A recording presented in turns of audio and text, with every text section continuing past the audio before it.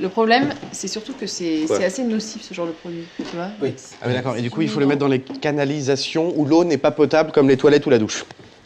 Attends, l'eau de la douche, elle est potable quand même. Ça fait 20 ans que je la bois, faut me le dire tout de suite. Hein. L'eau de la douche est potable, Romain. Ah bah, cool. Tout à fait, Emma.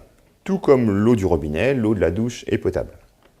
Cette eau vient de différentes origines, soit des rivières en surface, soit de l'eau profonde que l'on récupère, et toutes ces eaux sont traitées pour être potabilisées. Le traitement se passe en différentes étapes. On va tout d'abord éliminer les matières en suspension, comme par exemple les particules de terre, qui nous gêneraient pour les processus d'après et qui pourraient donner un goût à l'eau.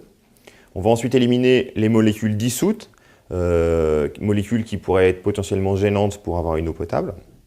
Et puis, à la fin, on va éliminer les micro-organismes qui seraient gênants pour avoir une eau de bonne qualité par un processus de désinfection.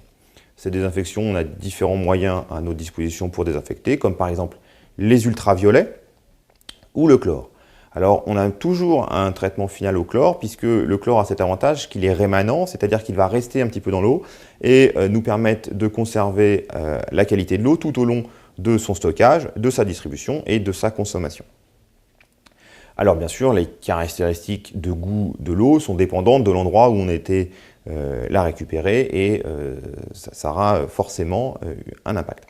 Alors il faut savoir qu'il n'y a pas uniquement ces étapes qui permettent de s'assurer que l'eau est potable, mais il y a tout aussi un mécanisme de contrôle, à la fois par l'entreprise qui va potabiliser l'eau, qui va contrôler à toute étape de sa filière si tout se passe bien et si l'eau est donc potable avant d'être distribuée. Et puis il y a un contrôle de l'État qui, par des agences dédiées, va tous les jours faire un contrôle dans le réseau de distribution pour bien vérifier que cette eau est potable. C'est donc un élément extrêmement contrôlé.